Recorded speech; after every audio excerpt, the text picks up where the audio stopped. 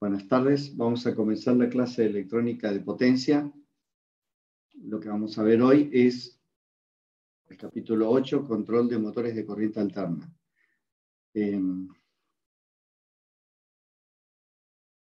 Los motores de corriente alterna los vamos a subdividir en dos tipos de motores, asíncronos y motores síncronos.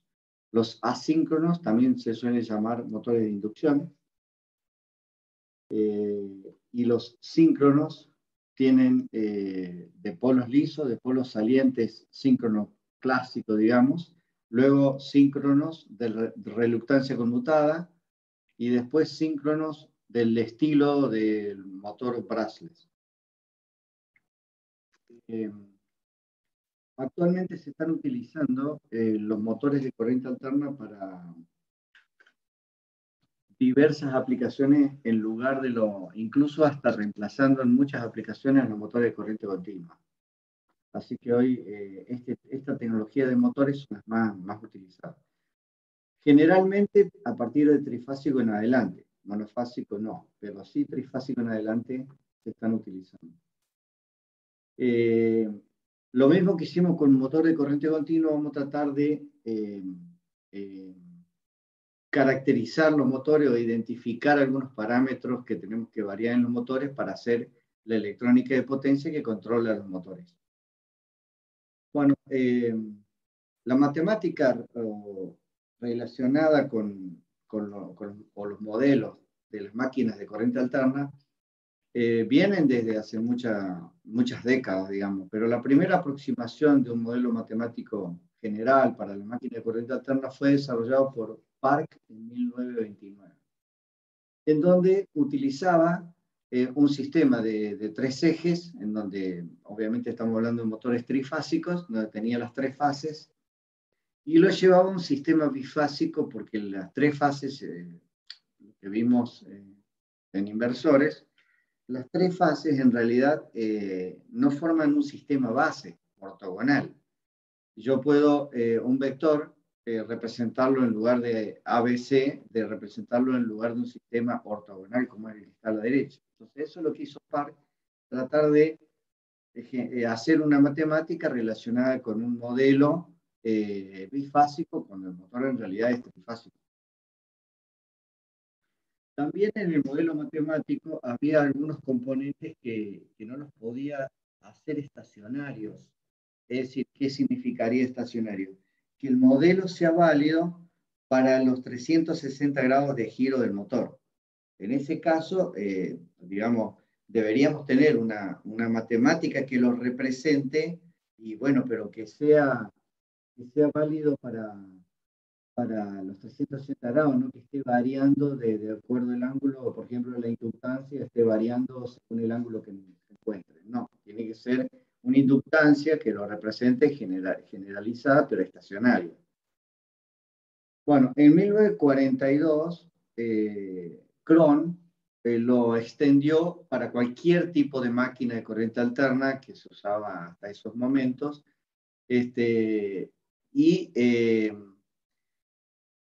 hizo un sistema de ejes que le llamó él en directo y en cuadratura, que era un sistema de ejes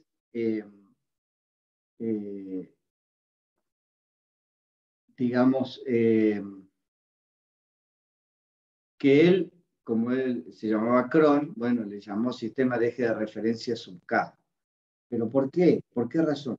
Porque en realidad, si nosotros representamos un modelo matemático del estator, por ejemplo, en un sistema bifásico, y el modelo matemático del rotor también en un sistema bifásico, cuando ambos estén girando, no necesariamente físicamente, digamos, el rotor, que es el que gira, su velocidad de giro corresponde con la velocidad de giro del campo del estator.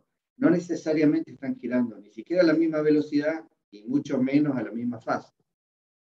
Entonces, lo que hizo Cron fue tratar de hacer un modelo matemático que referencie al sistema donde involucramos la matemática del rotor, la del estator, pero En realidad, él creó un sistema independiente de los dos, digamos, en las cuales hacemos una relación de los otros dos sistemas justamente con este.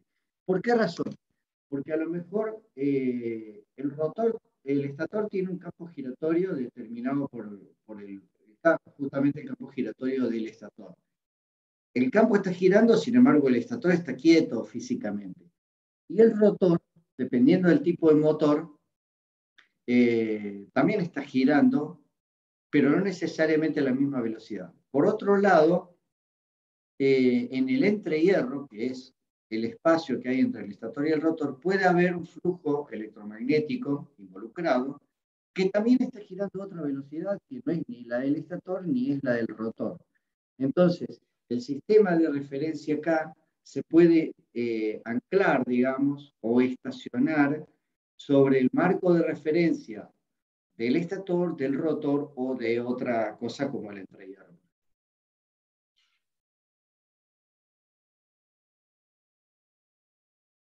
Luego, siguiendo avanzando, en el año 59, Kovacs y Rax introdujeron otra teoría que es la de la densidad del flujo del entrehierro, como una distribución, que esa distribución tiene una forma parecida a una sinusoide. Y esta es la distribución que ellos determinaron en el entrehierro, del flujo del entrehierro. Y bueno, tengan en cuenta que eso a su vez está girando los 360 grados. Esto es como una foto en una posición en un instante dado, en donde se puede ver un vector que representaría a todos estos componentes que están acá por uno solo, que le llamó phi sub s o lambda sub s. Bien, eso estaría girando los 360 grados, que sería como lo que se visualiza en el entrehierro. ¿Cómo se bobina una máquina de corriente alterna? Por ejemplo, trifásica. Bueno, el bobinado lo van a encontrar como está distribuido ahí. Es decir, este es el bobinado de una fase, de una de las tres fases.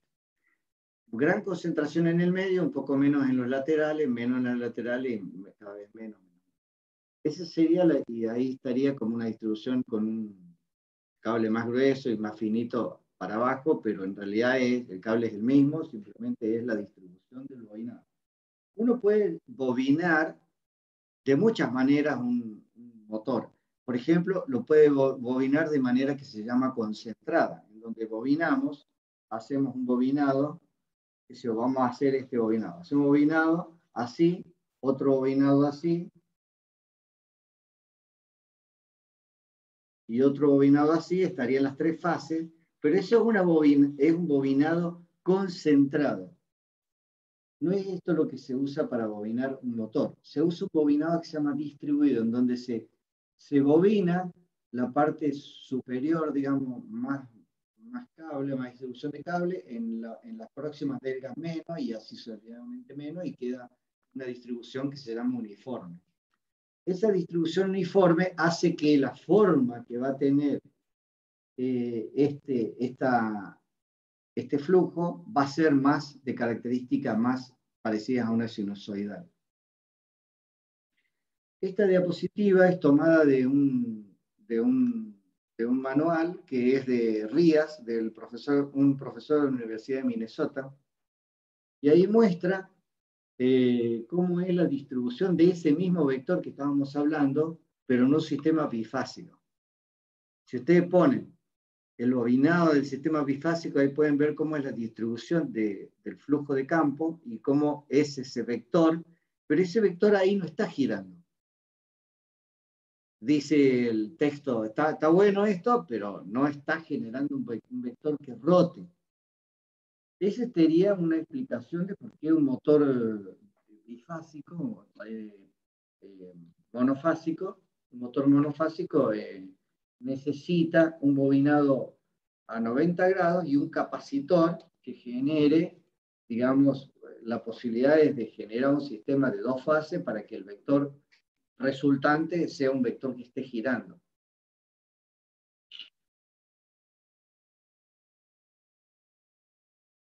¿Qué pasa si a esa fase sola le agregamos 3 fases? Bueno, ahí estaría una, ahí estaría la otra y ahí estaría la otra. Entonces ahí sí tendríamos un bobinado con 3 fases y ahí muestra, este sería el bobinado resultante de la fase A, la fase B, la fase C, y ahí estaría cómo queda la distribución del bobinado del campo rotante en un motor, digamos, de corriente alterna. Y esto que tienen acá es lo que vimos cuando vimos inversor y el SVM o el Spice Vector Modulator del inversor. Esto mismo lo vimos ya en inversores. O sea, acá habría una relación de cómo hacer la electrónica de potencia para generar este vector rotante que está acá, que lo estaríamos generando con un inversor que estaría viendo la fase A, B y C, que estarían generando esos 3 vectores. Cada uno de esos 3 vectores genera este vector resultante que está acá. Estos son tomados son como una, digamos, videitos generados por el profesor Rías de la Universidad de Minnesota, que está junto con Mohan, ¿no? Mohan, son de la misma universidad. Mohan, el que escribió los libros de electrónica de potencia. Bueno, continuando con el análisis matemático que se preparó en su momento, bueno, lo que ellos vieron es lo siguiente. Va a haber un vector rotante durante los 360 grados de corriente del estator. Por otro lado, va a haber un vector rotante también de la corriente del rotor, que puede ser por inducción, si es un motor de inducción, o girando a la misma velocidad que el estator, pero a distinta fase. Ese sería un motor síncrono. Entonces, estas 2 corrientes, una es la generatriz, o esta es la que genera, y esta es la que se induce, o esta es otra más. Acá adentro estaría el rotor girando a una velocidad omega, que es esta, la velocidad del motor. Y bueno, cuando gire, va a girar respecto a un punto de referencia, este sería el estator, y acá ha girado un ángulo, epsilon, cuya velocidad va a ser la derivada de éxito con respecto al tiempo. Por otro lado, acá tienen un bobinado del estator que representaría ese bobinado que genera el flujo de campo, el flujo del estator sería. Sobre ese vector que estaría acá,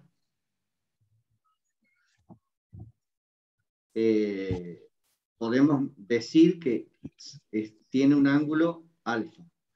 Y la diferencia entre los dos es beta.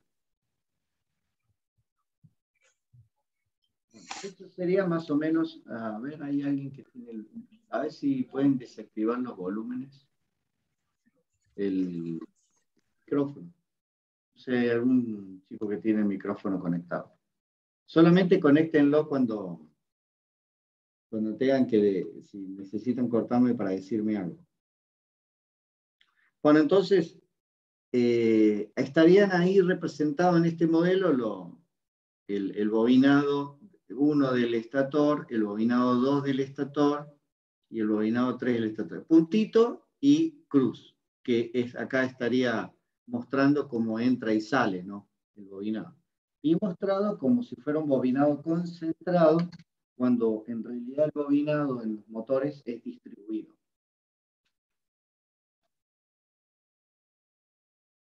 Esta sería la forma de cada una de las tres fases del bobinado de la fuerza magnetomotriz creada por ese bobinado distribuido.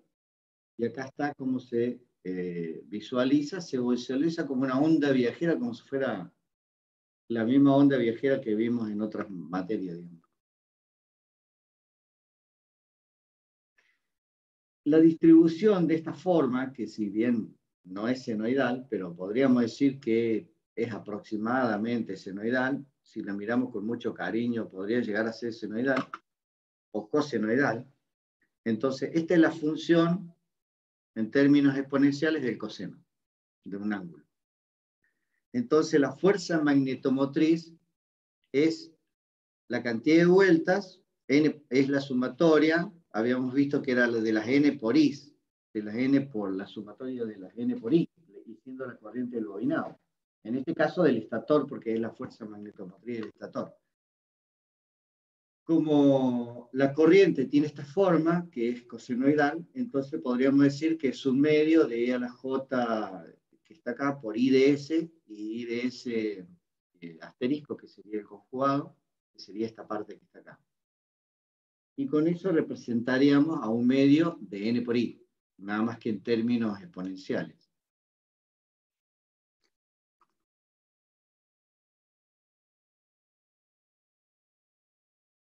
Esta es la matemática que utiliza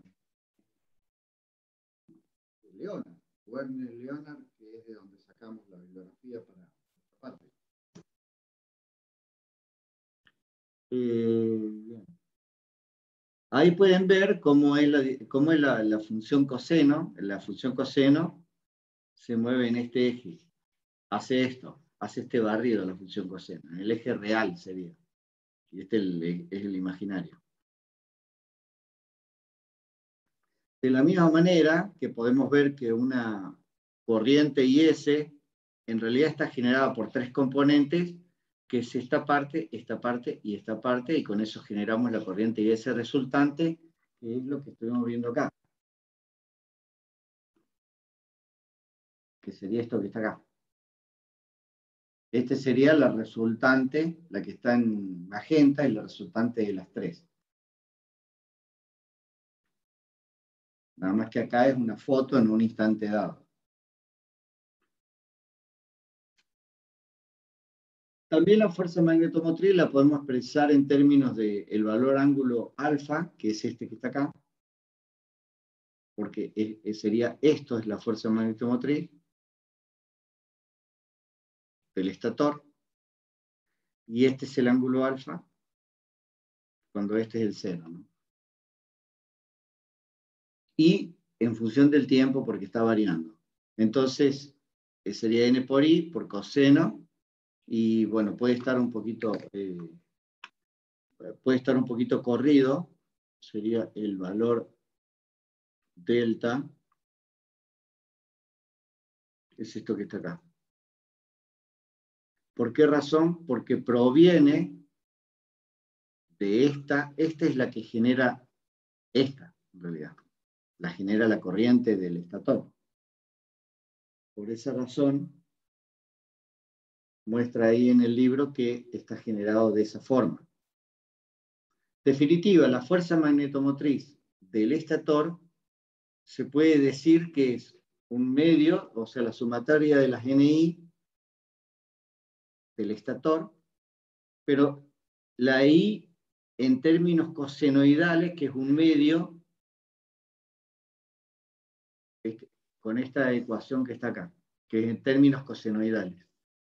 Es una forma de escribirlo, simplemente. Podríamos haberlo puesto N de S por I de S por el coseno de alfa. Lo mismo la fuerza magnetomotriz del rotor. La fuerza magnetomotriz del rotor, nada más que en lugar de alfa es beta. ¿Por qué razón? Porque beta es este ángulo que está acá. Porque en realidad se desplazó epsilon y este es el valor del ángulo que genera la fuerza magnetomotriz. Así que la del rotor estaría rotado ese ángulo beta, respecto de, o sea, el rotor respecto del estator. Por eso es respecto de beta, por eso el rotor siempre es beta t y el estator es alfa t. También hay otra más, que es la onda resultante en el entrehierro. Entonces eso sería relacionado con alfa epsilon t y sería una relación entre las dos. Y bueno, la ecuación final está en el libro de Leonard, pero yo ya no la escribí. Pero sí hay una ecuación más. Esta es la distribución de nuevo que habíamos visto de una de las fases del bobinado trifásico de un motor utilizado para estas aplicaciones, que sería como un servomotor. Si es un motor común, digamos, que no sea utilizado para un servo, sino para una bomba, para algo así, ya no tendría que tener una distribución tan fina, digamos, tan buena.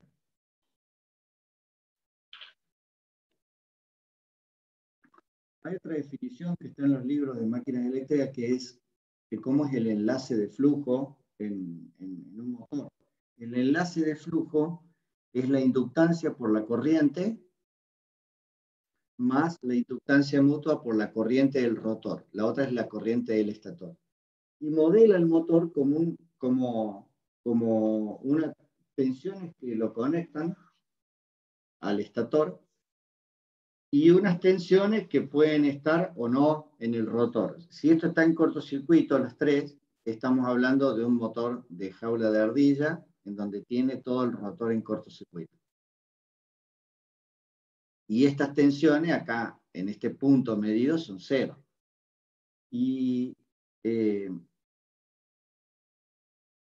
modelo sigue a la resistencia del estator y luego el enlace de flujo del estator. Que el enlace de flujo es todo esto, es la inductancia del estator por la corriente más la inductancia mutua por la corriente del rotor. Pero resulta que la corriente del estator lo podemos ver en un vector, digamos, si lo hacemos así en un sistema, podemos ver esto y que está girando. Esta sería la corriente del estator. Y la corriente del rotor también es un vector que vamos a dibujarlo por acá, y que también está girando.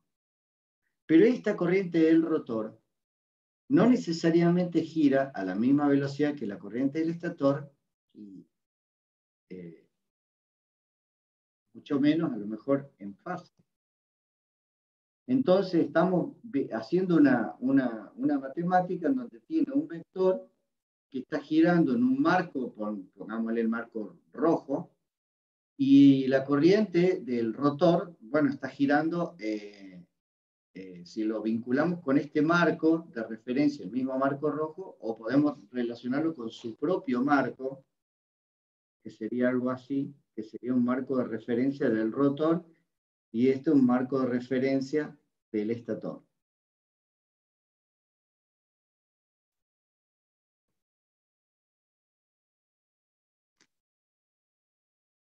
Entonces, perdón, vamos a perdonar. Entonces, las corrientes que circulan por acá está hecha como la corriente, las tres corrientes. Cuando en realidad, después cuando veamos, en realidad siempre la terminamos haciendo solamente en un sistema bifásico. ¿Por qué? Porque no podemos matemáticamente utilizar el sistema trifásico que está por las razones que comentamos cuando teníamos inversores. Este sistema trifásico ABC, o en este caso sería 1, 2, 3, en realidad me generaría la corriente IS1, IS2 y IS3, pero la corriente componente sería una sola IS, que es esta IS que está girando, que la podemos referenciar solamente en el marco, por ejemplo, de referencia que está acá, bidimensional, alfa, beta, que queda quieto.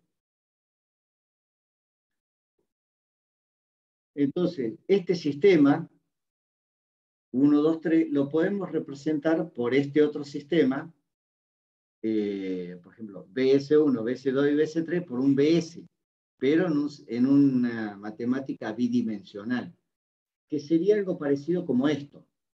Estos tres que están acá me generan, esto, IS1, IS2 y IS3 me genera el vector IS, pero yo el vector IS lo podría representar matemáticamente respecto de este sistema de ejes. X, Y, o alfa, beta, o como le quieran llamar. Entonces voy a tener esta componente y esta componente de la parte IS. Entonces, en este sistema bidimensional, yo puedo representar BS como RS por IS por la derivada de lambda S con respecto al tiempo. Pero lambda S es todo esto. Entonces sería RS por IS por LS por derivada de IS con respecto al tiempo más M. La corriente del rotor, para poder anclarla sobre el marco de referencia del estator, la tengo que rotar. Por eso está por E a la J epsilon, que lo que estoy haciendo ahí es rotar. Y epsilon puede ser epsilon sub t, o sea, variable en el tiempo. No necesariamente está quieta. Y lo mismo para el rotor. Pero nada más que, fíjense que este tiene E a la J epsilon y esta corriente es E a la menos J epsilon porque es la del estator y acá lo estamos referenciando al rotor. Desde el estator yo veo el rotor desde un lado y con el rotor veo el estator rotado, digamos, o sea, 180 grados. Estas dos ecuaciones en realidad me darían estas dos ecuaciones, porque esto está en un sistema de dos ejes, me daría una ecuación para la parte real y una ecuación para la parte imaginaria. Y esto también me daría dos ecuaciones, que sería la del rotor, una parte real y otra imaginaria, y tendría cuatro ecuaciones. Me faltaría la ecuación de torque. El torque electromotriz, en realidad, bueno, en el libro de Leona está bastante complicado el tema por la siguiente razón. ¿Cómo hacía la ecuación de torque de un motor de corriente continua? Bueno, las escribía muy fácil. Torque electromotriz es una constante Kt por IA y se terminó la discusión. Pero Kt también podía decir que era proporcional al flujo de campo o también era proporcional a la corriente de campo. Pero si es proporcional a la corriente de campo, estoy multiplicando la corriente de campo por la corriente de la armadura. Y están en fase estas dos corrientes, o qué relación tienen dentro de los 360 grados, ni nada de eso consideramos. Directamente dijimos que hay una KT acá, y es una constante, y se acabó la discusión. Esta constante dejaba de ser constante cuando cambiamos la corriente del campo. Si cambiamos la corriente, esta corriente de campo, entonces esta constante deja de ser constante. Eso es lo que veíamos en un motor de corriente continua. ¿Y por qué podíamos hacer eso? Porque resulta que la corriente, el flujo de campo y el flujo de la armadura son los mismos o mantienen ortogonalidad entre sí dentro de los 360 grados que está girando el rotor. No cambia, digamos, su relación entre sí y siempre son ortogonales. Esto no se puede ver en el caso de un motor de corriente alterna. ¿Por qué razón? Porque la corriente del estator, vamos a fijarla solamente en el marco de referencia bidimensional. Entonces sería esta la corriente del estator. Y ese que está girando a los 360 grados. Bien, pero la corriente del rotor, ¿qué? Bueno, la corriente del rotor, si yo la tengo en este marco de referencia, también la tengo acá, y del rotor, que también gira, pero esta no necesariamente gira a la misma velocidad que esta otra, y si giraran a la misma velocidad, no mantienen su fase, que sería el caso de un motor síncrono. Gira a la misma velocidad, pero no tienen la misma fase. Y el motor asíncrono directamente no giran a la misma velocidad. El rotor, la corriente del rotor siempre es menor, su velocidad de giro, digamos. Entonces, si yo quiero multiplicar esta por esta, bueno, bien, voy a encontrarme en problema porque su valor está cambiando dentro de los 360 grados, no se mantienen constante y tendría que ver qué parte, cuando se multiplican los dos, como tengo que hacer una suma vectorial, la parte que en realidad genera torque es la parte esta. O sea, la parte de la generación de las corrientes que me genera un vector de tracción hacia allá, en un instante dado como este. Si en ese instante dado, solamente, si yo tengo un vector acá, bien, esta parte que está acá no me genera torque, me genera torque solo esta parte. Entonces, de este vector corriente, suponga que fuera este el vector en cuestión, de este vector que está acá, bueno, no toda su parte me genera par. Entonces, si supongan que este fuera la corriente del estator, bueno, también tengo que hacer lo mismo con la corriente del rotor y ver, sacar su componente radial y tangencial y quedarme solo con la componente tangencial. Entonces, la componente tangencial de la corriente del estator multiplicada por la componente tangencial de la corriente del rotor, esas dos sí se pueden relacionar con las corrientes que eran el motor de corriente continua. Y de esa manera yo puedo hacer entonces la generación del torque o la identificación de cuál es su valor al final de cuentas. Bueno, Leonard lo que hizo es, hizo la integral de este lugar para verificar qué parte del producto de esas dos corrientes me generaba este par. Y bueno, hizo la matemática, digamos, y bueno, ahí empezaron a aparecer las corrientes del rotor y el estator y llegó a esta ecuación y a varias ecuaciones. La cuestión es que llegó a una ecuación siguiente, diciendo, el par es producido por la corriente del estator, que sería esta, y por la corriente del rotor el producto, pero para poder multiplicarla tengo que rotar la corriente del rotor. Entonces, y el par en realidad podría verse para la generación de par como el producto de, digamos, vectorial de la corriente, de la componente de la corriente del estator con la componente de la corriente del rotor. Pero es un producto vectorial, producto entre dos vectores. ¿Cómo es un producto vectorial? Si yo tengo una matriz y esta matriz me genera,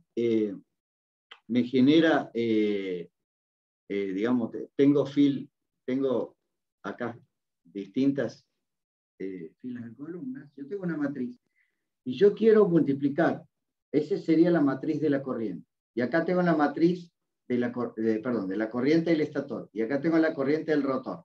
También. Los dos serían como una matriz de 2 por 2. Si lo veo bidimensionalmente. Cuando yo quiero multiplicar esto por esto, ¿cómo es el producto vectorial de dos matrices? Hago el producto de una matriz por la otra, y el producto vectorial es la parte imaginaria. Y el producto escalar es de la resultante que me dé la parte real. Por esa razón, acá, cuando hace el producto vectorial, me termina quedando que la componente imaginaria de ese producto vectorial es el producto que en cuestión que estamos buscando nosotros, que es el que me genera el torque. Lo digo así, es mucho más complicado demostrarlo, y eso lo hizo Leonard, pero básicamente lo que hizo es, yo tengo las componentes de las corrientes, y solamente, si yo lo visualizo así de una manera bastante burda, digamos, solamente las componentes tangenciales de ese producto vectorial de las dos corrientes es la que me genera torque. O podría ser de otra forma.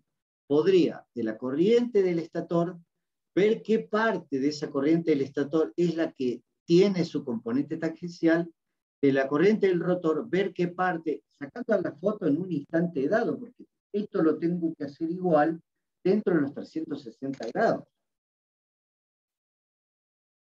Entonces, Leonard lo que llegó a la conclusión es a una ecuación que puede ser esta que está a la segunda de la derecha, o esta de la izquierda, o esta de la derecha. Cualquiera de estas me da el valor del torque, que matemáticamente para el motor de corriente continua era simplemente Tm igual a Kt por Ia. Y la Ia era la única corriente que yo, o la magnitud escalar del vector corriente de la armadura, solamente la magnitud escalar es la que me interesaba a mí. Me interesaba su valor absoluto sin tener en cuenta su fase ni nada, por la razón de que estaban siempre en una situación de ortogonalidad con la corriente de campo. Aquí ya no, ya tengo que analizar las componentes de cada uno de ellos para poder hacer recién el producto. Bueno, eso me daría entonces este producto que está acá, que este sería la ecuación de par. Este sería Tm, el par electromotriz. Esto sería una constante, K, y este sería el producto de estas dos corrientes durante todos los 360 grados que estemos observando. Puede que en algunos ángulos ese valor no tenga un par tan, digamos, de tracción. Puede ser que en algún instante intente tener un par hasta negativo. Pues tenemos que ver, o sea, es un par que ya no va a ser estacionario. Y las demás ecuaciones son las mismas que ya habíamos visto antes, el motor de corriente continua, es decir, Tm es igual a TL más J derivada de omega con respecto al tiempo. Este sería el torque de aceleración y este el torque de carga, y cuando la velocidad está estacionaria, esto se hace cero y me queda que el torque electromotriz igual al torque de carga. Esto es igual que el motor de corriente continua.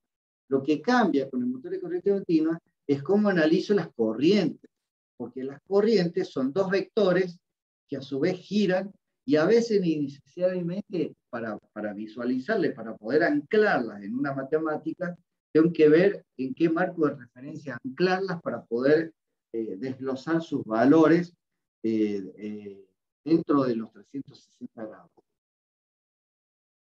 Entonces, habíamos escrito la ecuación de la tensión del estator, la ecuación de la tensión del rotor, que en realidad serían dos ecuaciones porque son ecuaciones vectoriales. Luego la ecuación, este es un resultado escalar, que es la ecuación de torque, pero derivado de la componente imaginaria de un producto vectorial de dos corrientes.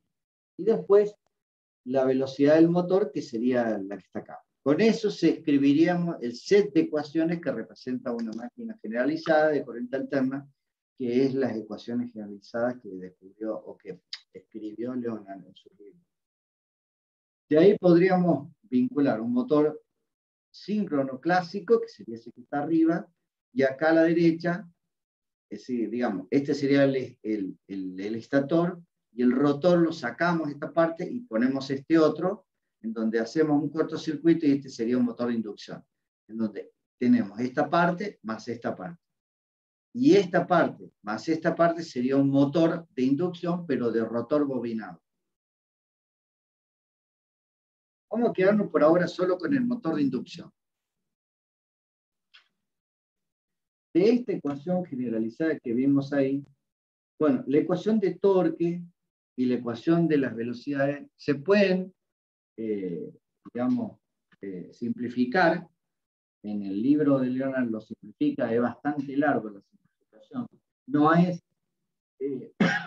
cachar las derivadas como hacíamos en el motor de corriente continua, porque son ecuaciones escalares, acá son ecuaciones vectoriales.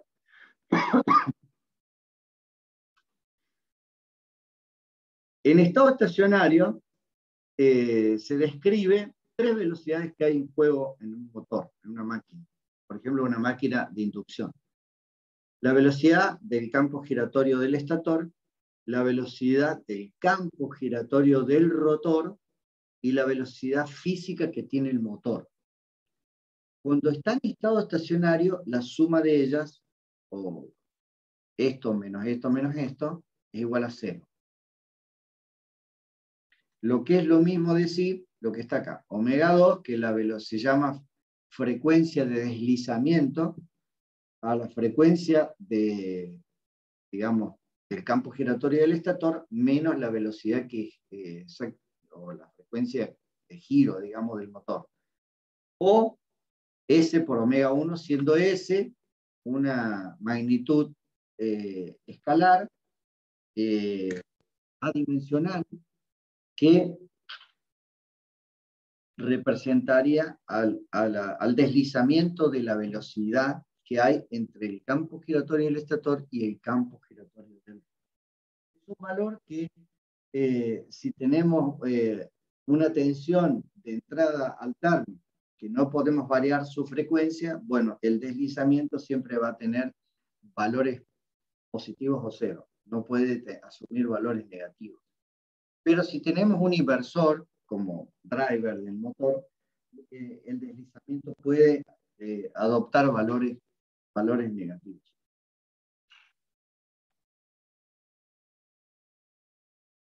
Si vamos al estado estacionario y tomamos el motor como un sistema bifásico, entonces esta representación de un motor sería una representación, pero en términos bifásicos.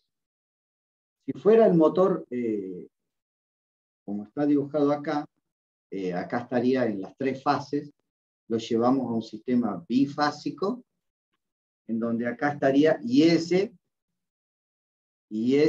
es representado dentro de un sistema de ejes bifásicos, esto que está acá, IS, y está girando en un sistema que le vamos a llamar ortogonal alfabético.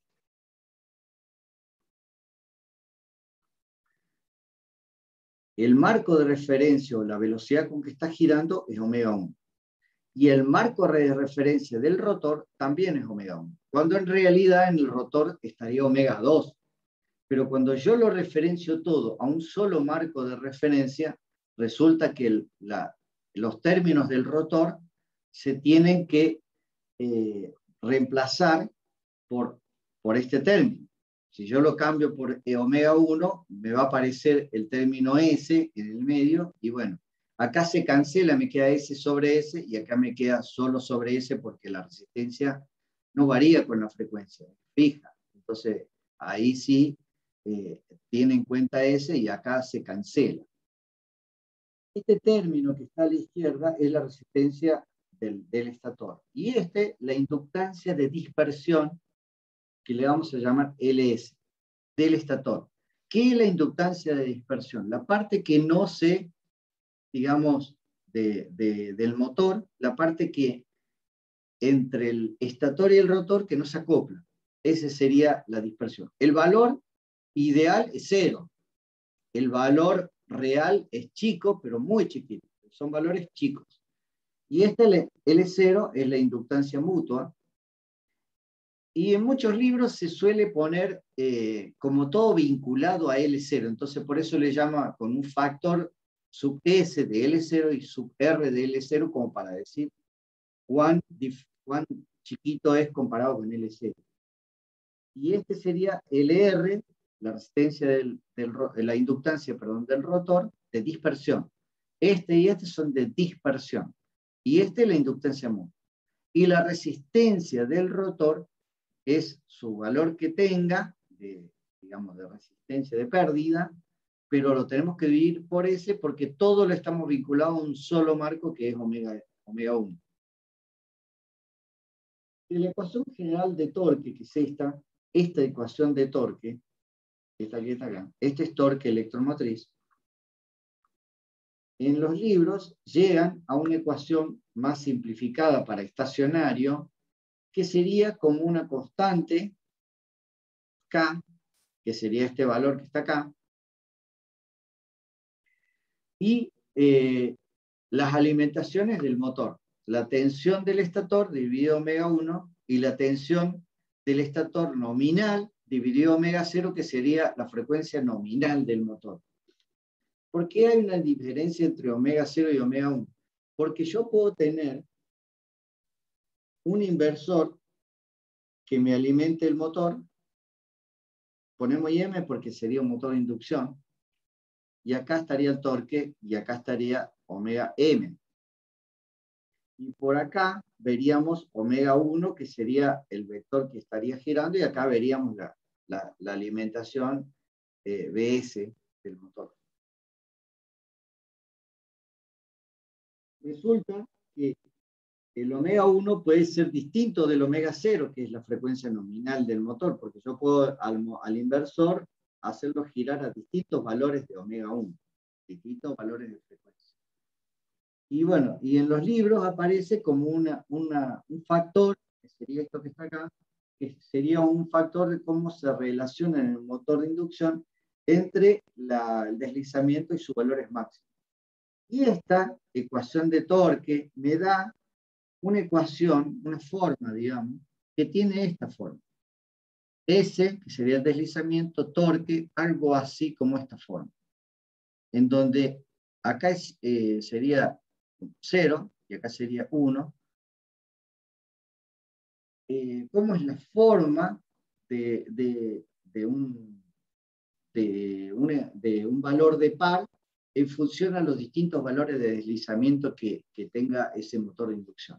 Esta ecuación sería esto que está acá. Pero no se representa de esta manera, sino se suele representar de esta otra manera. Se representa torque arriba, deslizamiento sobre deslizamiento máximo acá abajo. Y el valor lo ponemos al revés. Uno acá adelante, en donde acá el motor está detenido, y acá está 0, y de este lado podemos ver que S puede ser negativo. O sea, S puede ser positivo o S puede ser negativo dependiendo, digamos,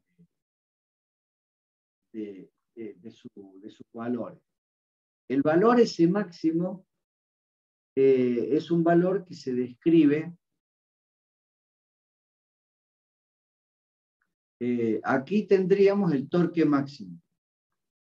Entonces, dependiendo, esta es una forma que tiene, pero la forma real que tiene un motor es esta forma, pero puede tener distintos formatos dependiendo de cómo esté bobinado, si es un motor de jaula de ardilla, cómo esté distribuida el bobinado de jaula.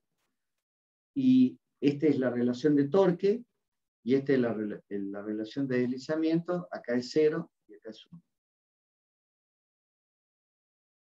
Y esta región que está mostrada acá es la región que es válida, digamos, porque para allá ya el motor no tiene tracción. De ahí para allá sí. Y acá los fabricantes mencionan una franja, no mencionan una línea como está dibujado acá o como está dibujado acá. No muestra una línea, porque el fabricante no le puede asegurar que el motor que diseñó, que fabricó, incluso ni siquiera para un mismo lote, ni nada que se le parezca, el fabricante les puede decir que exactamente a dónde está. Le dice, está más o menos en esta región. Por la dispersión que hay entre los... Más que nada lo que cambia mucho el torque del motor es el entrehierro que haya entre el estator y el rotor. Y el entrehierro es calibrado, es rectificado, todo lo que quieran llamarle, pero nunca es perfecto. Esa imperfección que va a haber, bueno, es la que me genera esta dispersión entre un motor sacado y otro motor. Y en algunos fabricantes le llaman CL, que quiere decir que cuál es la magnitud del par, digamos, en el arranque. Cuando mayor clase tenga, bueno, mejor par de arranque tiene. Eso, fíjense cuando vean los motores, un datasheet de un motor como está mostrado. Yo lo que le puedo, voy a poner este más feo. Esta forma de ecuación de par que tiene acá, se puede lograr con un motor de dos jaulas, con una jaula externa y una jaula interna. La jaula externa me daría esta forma y la jaula interna me daría esta otra. Ninguna es tan buena como de dos jaulas, digamos, que sería algo así como esto. O sea, la forma de de cómo se manifiesta el par en función de deslizamiento depende mucho cómo se construya. Si yo lo pongo de otra forma, yo puedo poner que el deslizamiento en realidad es 0 acá y es 1 acá. Entonces, acá estaría detenido y acá estaría girando, digamos, desde este rango para allá, estaría girando. Y entonces nosotros podemos describirlo de esta forma, y bueno, es también una forma de describir cómo se mueve el motor. Y podemos decir lo siguiente. Esta parte le vamos a llamar primer cuadrante, o cuadrante de motor, y esta parte que está acá le vamos a llamar segundo cuadrante, porque es un cuadrante que tiene par negativo, y acá es un cuadrante que tiene par positivo. ¿Cómo se logra el par positivo, el par negativo? ¿Cómo hacemos para que el deslizamiento sea negativo? Bueno, volvemos al inversor. Tenemos el motor y tenemos que estar girando a una velocidad y tenemos un par electromotriz que en este caso es positivo. Estamos acá. Bien, ¿qué pasa si yo quiero cambiar la velocidad del motor? Bueno, si quiero cambiar la velocidad del motor, lo veo acá en la ecuación de estado estacionario, que sería esta, que acá me está diciendo, si yo veo la ecuación, me está diciendo cómo cambiar la velocidad del motor. En realidad, si yo saco omega m, me quedaría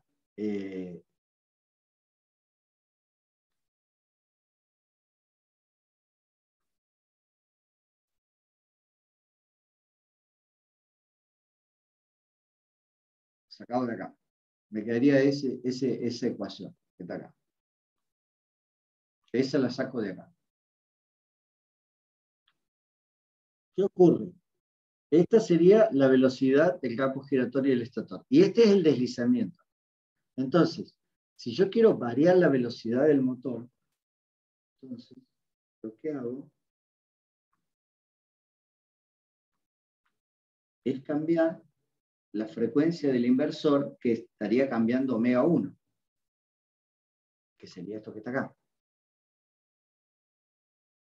Entonces el motor va a variar en otra velocidad. ¿Por qué? Porque la velocidad del motor es igual a omega y 1 menos S. Si yo mantuviera constante el deslizamiento, entonces yo, cambiando la frecuencia del inversor, cambio la velocidad del motor. Hasta ahí vamos. Ahora, ¿qué pasa si quiero cambiar a otra velocidad más baja? Bueno, lo puedo hacer bajo la frecuencia del inversor, puedo variar la velocidad. Pero ¿cómo puedo estar en este cuadrante? Bueno, para estar en este cuadrante, ustedes se fijan, para estar en este cuadrante dice que omega 1 está girando en este sentido y omega m lo mismo. Y acá, me dice que gira de la misma forma, en el mismo sentido. ¿Y cuál es la diferencia entre los dos? Bueno, la diferencia entre los dos, para que acá haya deslizamiento negativo, tenemos que volver a la pregunta ¿qué es el deslizamiento? Vemos acá que el deslizamiento en realidad es omega 2 menos omega 1. Bien. Si es la diferencia del omega, entonces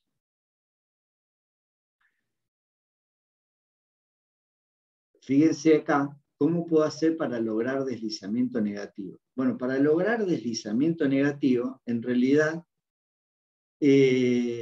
por ejemplo, ¿qué quiere decir deslizamiento negativo? Quiere decir que omega tiene mayor valor que omega 1. Acá estaría omega 1. Que el motor está girando a mayor velocidad que la frecuencia proporcional, no digamos, el inversor. ¿Y cómo es eso posible? Bueno, supongan el siguiente escenario. Yo tengo un omega 1 igual a la omega nominal. Entonces el motor está girando a su velocidad nominal porque yo estoy utilizando la frecuencia nominal. ¿Qué pasa si de repente yo la bajo un décimo de la velocidad, de la frecuencia nominal al inversor? En lugar de utilizar 50 Hz, bajo a 5 Hz. Bien, en ese caso, me voy a encontrar que omega 1 tiene menor velocidad que omega. Omega, ¿por qué? Porque el motor estaba en una carga en donde esté conectado con su inercia de la carga, entonces el motor está girando con una inercia que hay del otro lado, por lo tanto no puede detenerse y hacer un seguimiento de la alimentación, de la frecuencia de la alimentación. En ese caso, me voy a encontrar en ese instante que omega es mayor que omega 1. Como es mayor, pero los dos están en el mismo sentido, el deslizamiento pasa a ser negativo. Si el deslizamiento es negativo, el torque es negativo. Entonces, si yo quiero frenar un motor de corriente alterna, lo que tengo que hacer es bajar la frecuencia del inversor de manera tal de que la velocidad del rotor sea mayor que la proporcional a la frecuencia del inversor. Y de esa manera estoy teniendo torque negativo y hasta es regenerativo, lo mismo que vimos en motores de corriente continua. Esto es un tema que se mantiene. ¿Cómo son los parámetros del rendimiento en estado estacionario?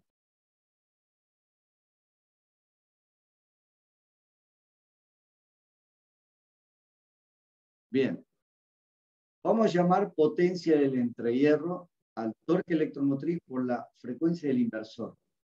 Y vamos a llamar potencia electromotriz al torque electromotriz por la velocidad que tiene el motor. O sea, hay dos velocidades en juego, la velocidad del inversor y la velocidad que tiene el motor. Entonces, las pérdidas van a ser el torque electromotriz, omega 1 menos omega n. Pero omega 1 menos omega n me había dicho que era S omega 1.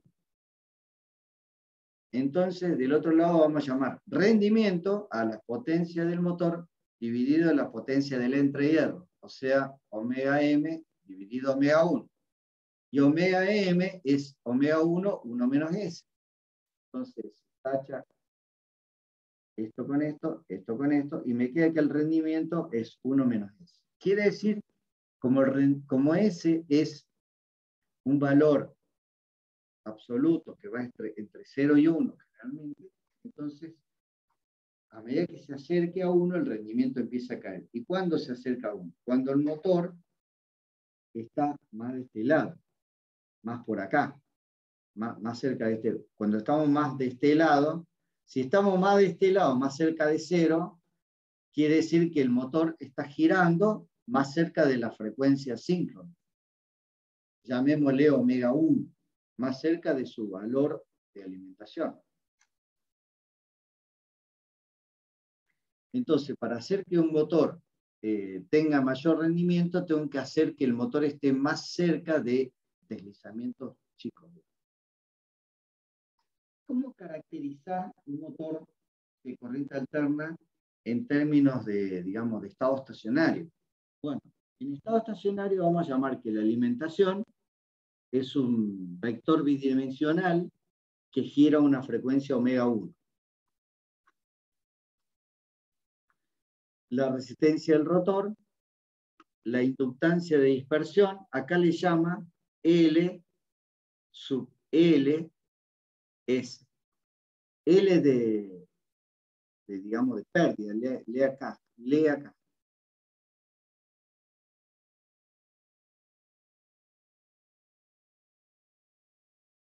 No sé cómo se escribe. Leakage. A ver. ¿Se acuerdan cómo es?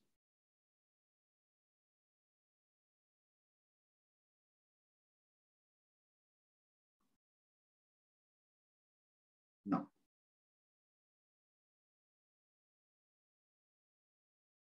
Bueno, disculpen después. Pero el L es de pérdida.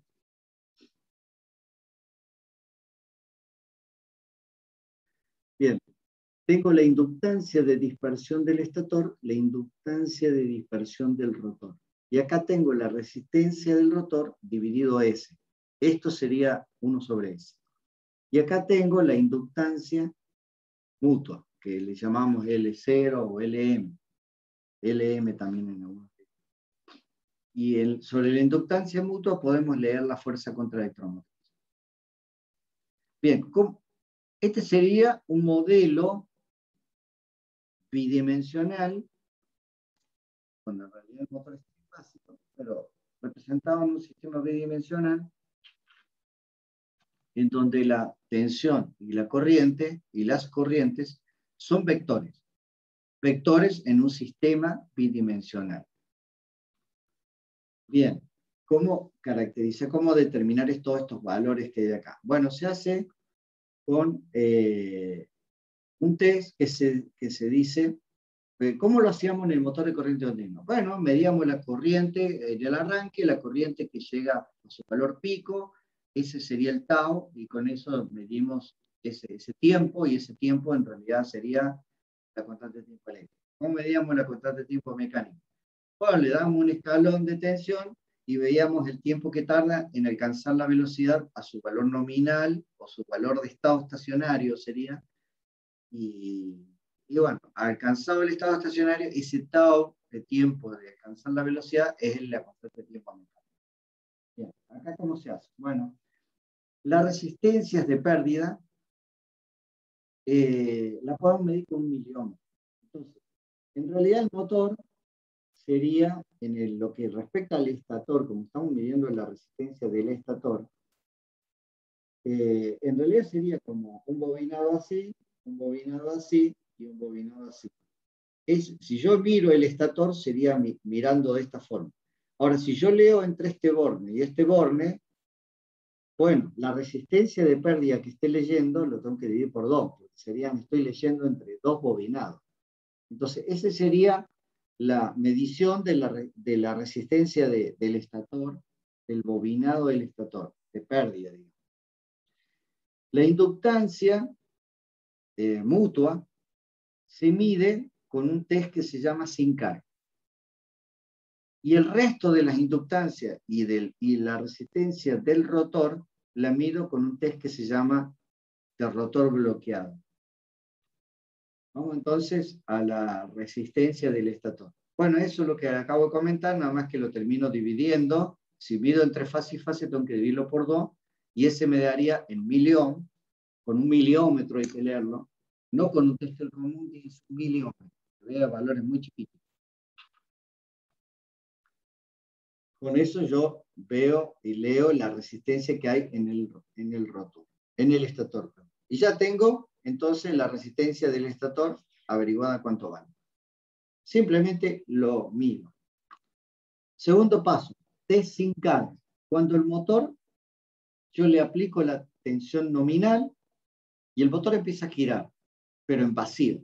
No le pongo carga al rotor.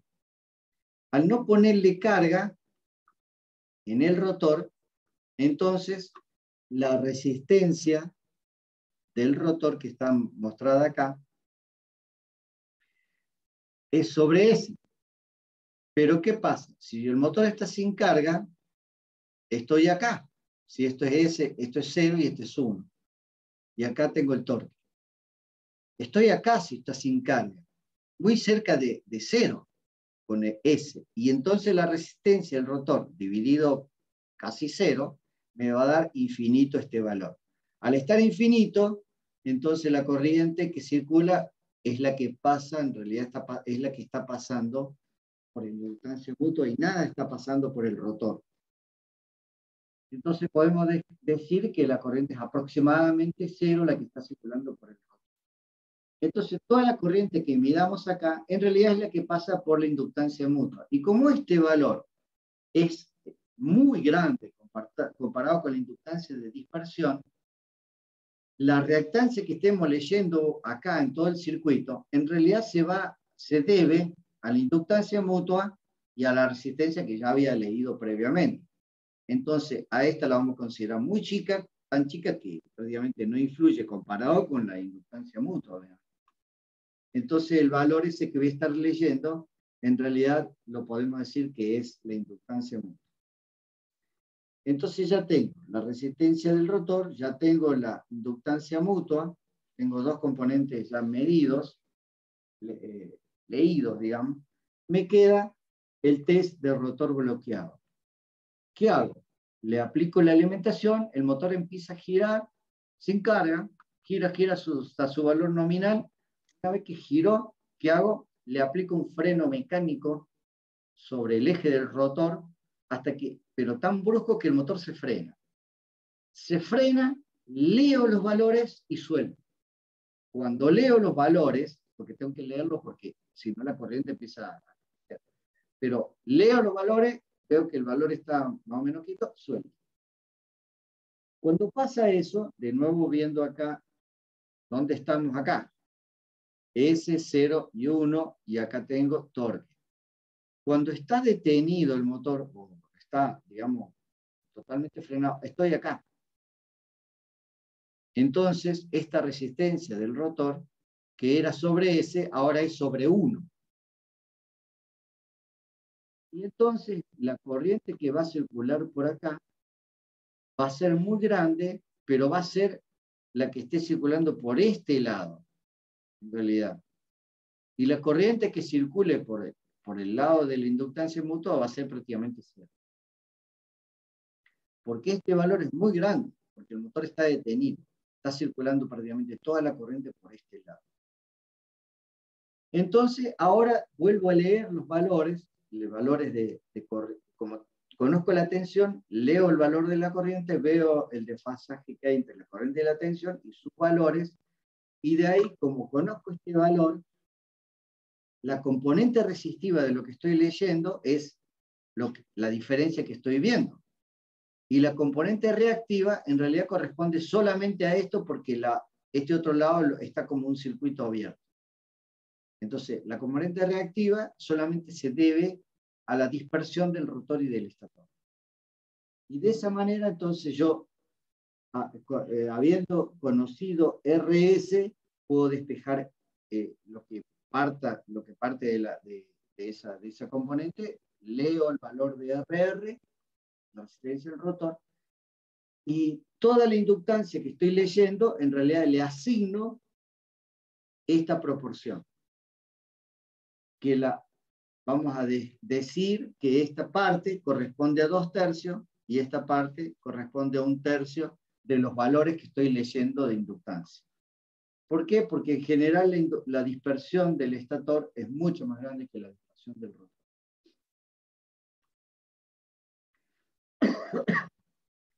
Y de esa forma ya tengo caracterizado todos los componentes, pero de estado estacionario. Entonces yo puedo, tomando esos datos medidos a cortocircuito y a circuito abierto y después mediciones con el miliómetro, puedo decir los valores que tiene, digamos, el motor.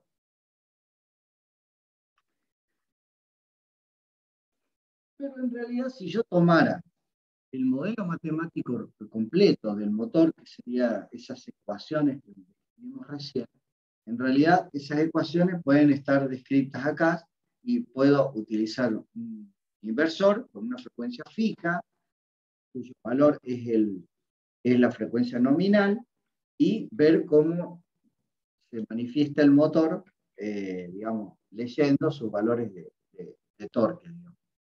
Torque, velocidad, corriente.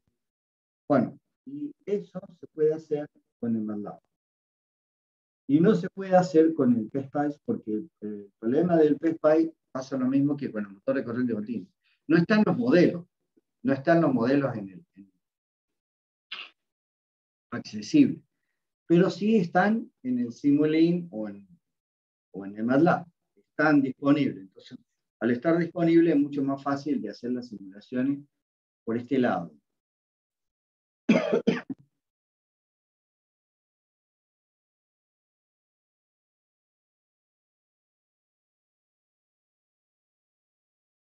Bueno, vamos a correr el MATLAB para ver.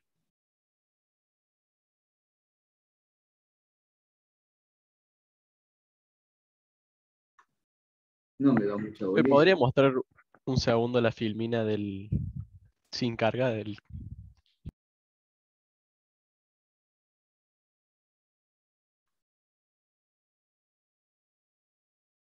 Listo. Ahí está, gracias. Era para copiar una cosa.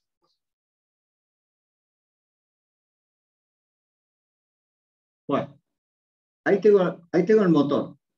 Todo esto que está hecho acá, en realidad, es cómo generar una tensión trifásica, un PWM. El MATLAB, el Simulink, en realidad tiene PWM. Acá tiene un distinto de PWM generador de 3 niveles, o sea, o de generador trifásico. Esto estaba más hecho a mano, pero se puede hacer de una manera mucho más simple, digamos. Bueno, acá está la alimentación, digamos, trifásica, al motor.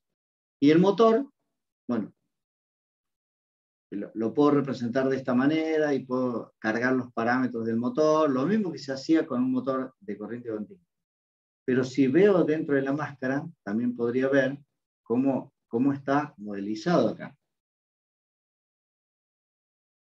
Bueno, está modelizado con una parte eléctrica y con una parte mecánica, y si vamos a la parte eléctrica, bueno, tiene cómo va generando las componentes, y acá tiene el modelo,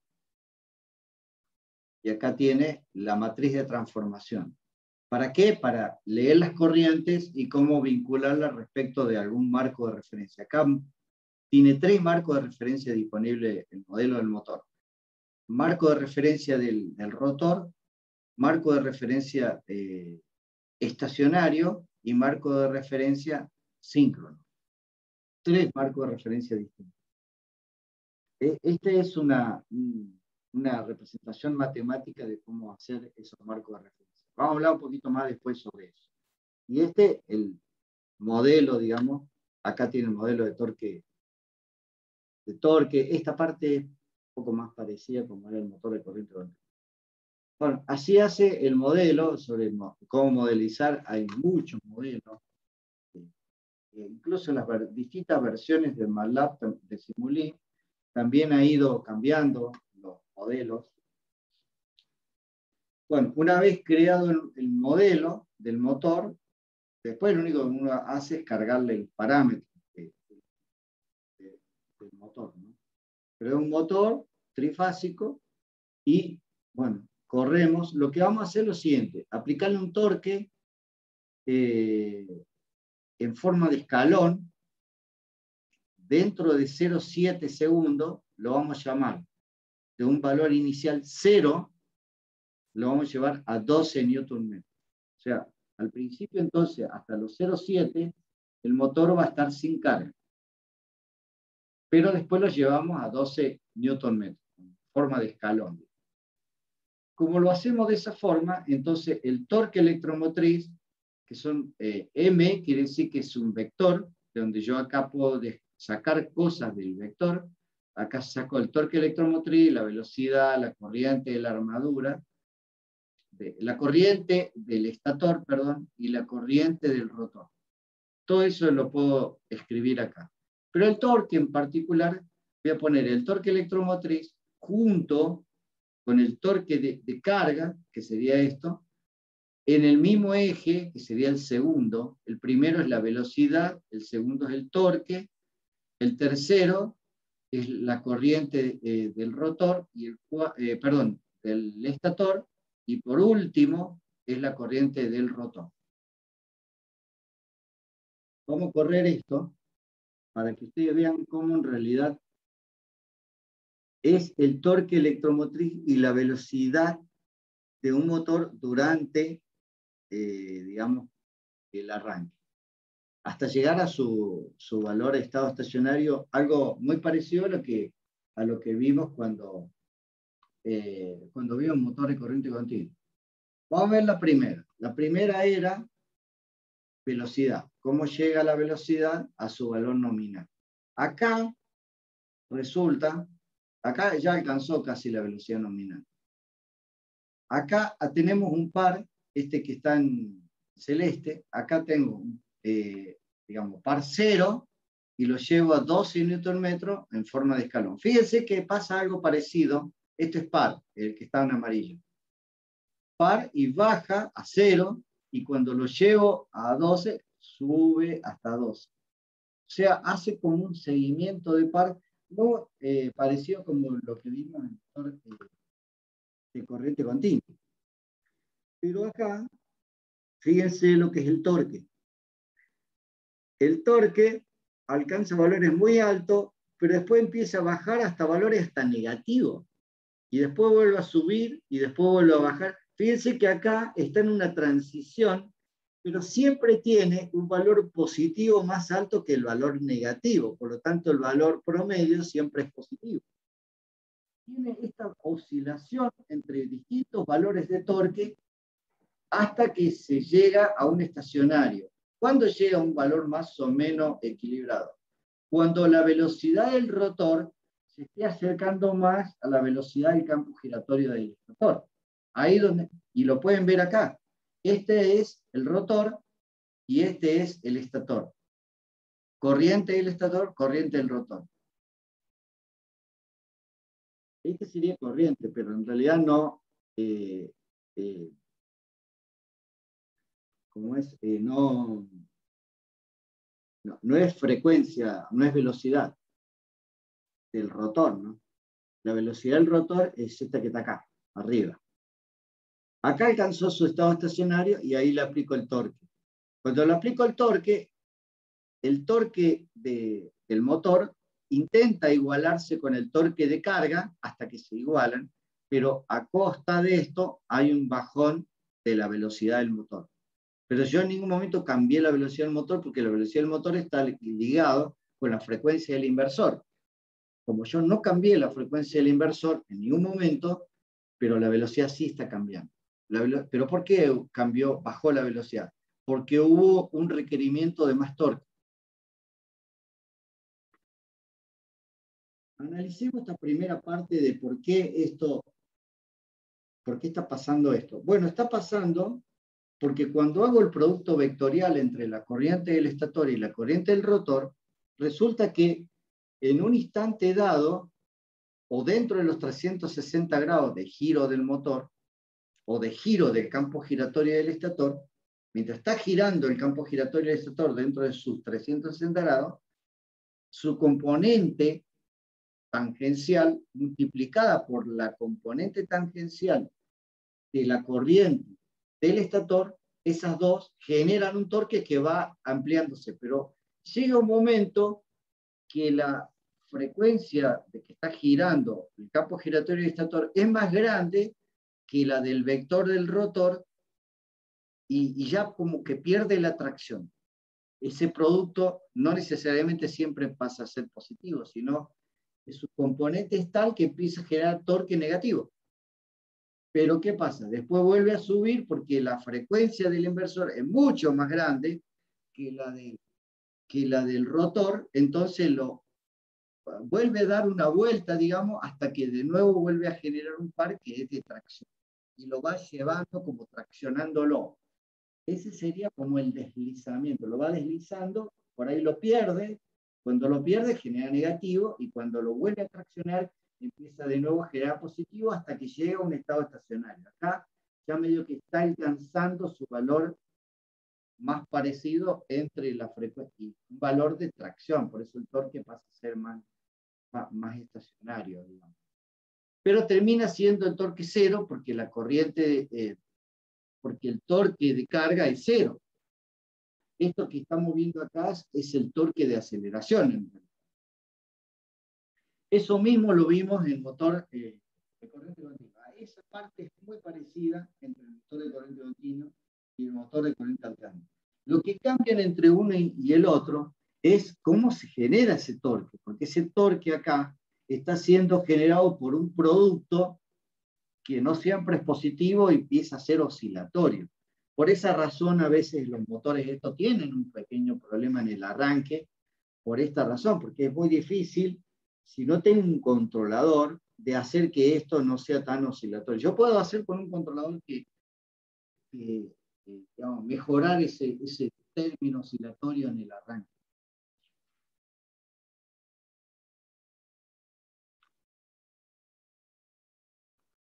Bueno, ¿qué otra cosa pueden? Bueno, acá pueden ver las tres corrientes de alimentación del inversor. Ahí tiene la corriente de la fase, lo podemos hacer más verlo en más detalle. Bueno, ahí tienen la corriente del inversor de una de las fases, la de la otra fase y la otra fase. Serían la alimentación trifásica que me genera, que estoy conectando, digamos, sobre el motor, en las tres fases. ¿Corrientes o tensiones, profe? Perdón, tensión. Estamos hablando de voltaje. Gracias. Por ahí pienso una cosa y me sale otra.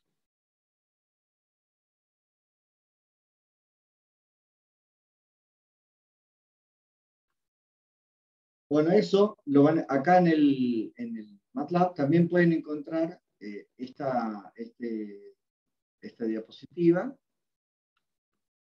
Y esta es una forma, nada más que acá tenemos directamente un puente generado por un inversor trifásico y con un generador PWM. Y bueno, y también, o sea, lo puedo hacer de esa misma forma. Hay muchas formas de hacerlo.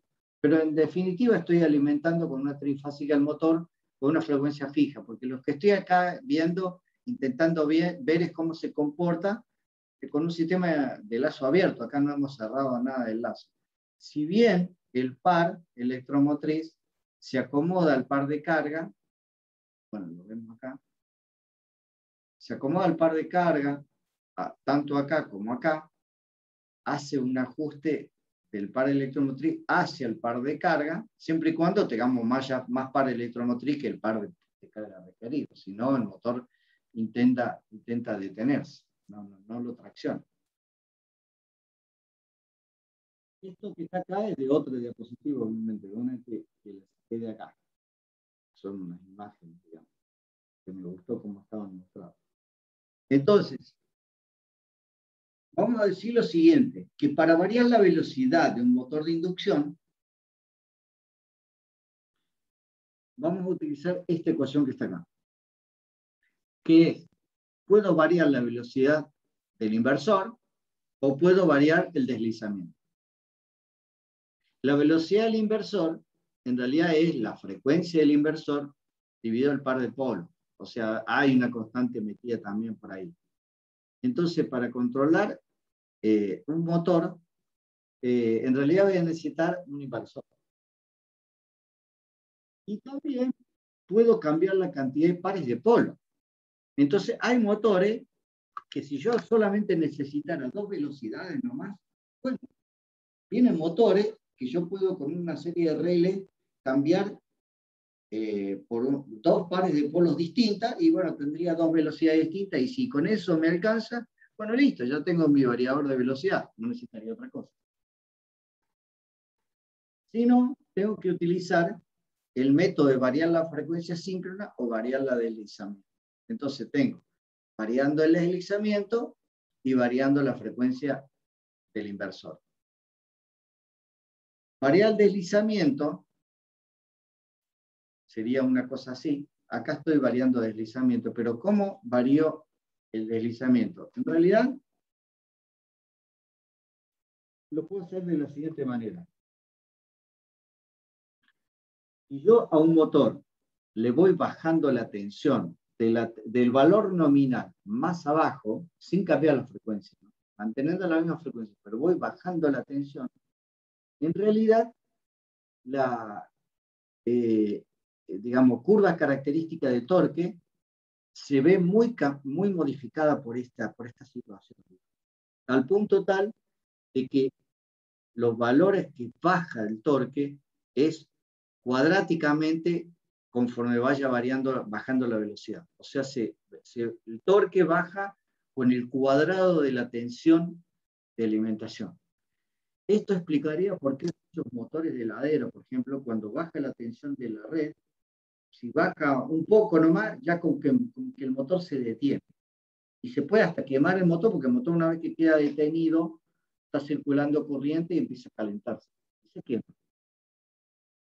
Entonces, en realidad, yo puedo bajar la tensión de alimentación, pero el torque baja muy abruptamente porque baja con el cuadrado. Por ejemplo, si yo tengo que tensión la bajé a 0,5, el torque baja a 0,25. ¿Pero qué hago con esto? Bueno, si yo bajo la tensión de alimentación, en realidad lo que estoy haciendo es cambiando la forma de esta curva, porque cambia la forma. Y si yo tengo un mismo valor de torque, bueno, voy a tener un valor de deslizamiento S1 y un valor de deslizamiento S2.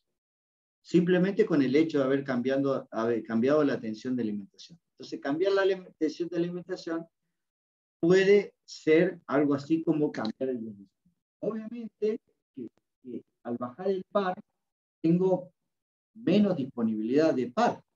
Esa es digamos, la contra que tengo en este método, que es un método medio terrible, porque ¿qué sentido tiene bajarle las posibilidades de par a un motor? Bueno, pero es un método que se utilizó, digamos, cambiar el deslizamiento.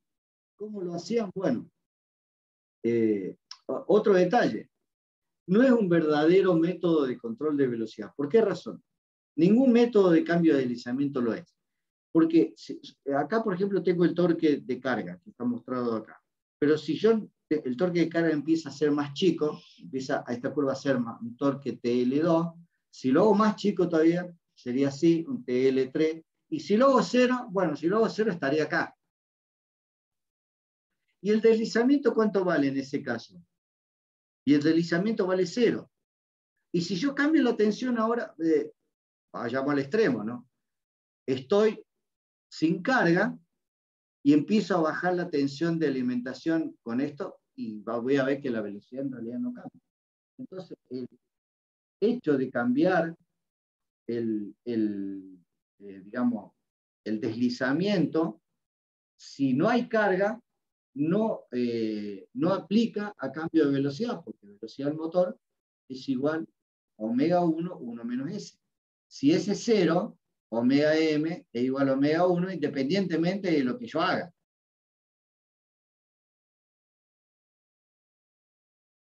¿Cómo lo puedo demostrar eso? Bueno, sáquenle las palas al ventilador de techo y intenten cambiar la velocidad con el variador de velocidad, ese selectivo que tienen en la pared, y van a ver que la velocidad es siempre la misma. ¿Y por qué? Y bueno, porque en realidad las palas son las que a través de como están ubicadas, las que hacen torque, y ese torque hace que cambie de deslizamiento y con eso cambia la velocidad. Por acá tenía una manera de hacerlo, pero una manera bastante precaria, pero existió, digamos. ¿En qué aplica esto? Bueno, para un ventilador de techo es suficiente, no hace falta otro variador de velocidad. Bueno, con esto cerramos por el momento, y la clase que viene vamos a ver un poquito de variar velocidades en los motores de corriente alterna, ya teniendo en cuenta un poquito cómo es la caracterización del motor, que bueno, ahí tienen qué tendríamos que hacer para variar, digamos, y cómo se ve el torque electromotriz con las variaciones de torque de carga. Esto es bastante comparativo, digamos, con un motor de corriente continua, que no son iguales. No son iguales en los términos de las corrientes, porque las corrientes están proveniendo de campo giratorio y, bueno, es otra forma, y no son estacionarias como si lo eran en un motor de corriente continua. Entonces, nos va a quedar la clase que viene de ver control de motor de corriente alterna y hacer los drivers para controlar, y ya ver un poco más desde el punto de vista de electrónica de potencia, porque lo que vimos hoy es más desde el punto de vista, digamos, de las máquinas eléctricas, de conocer un poquito el motor. Bueno, ¿preguntas?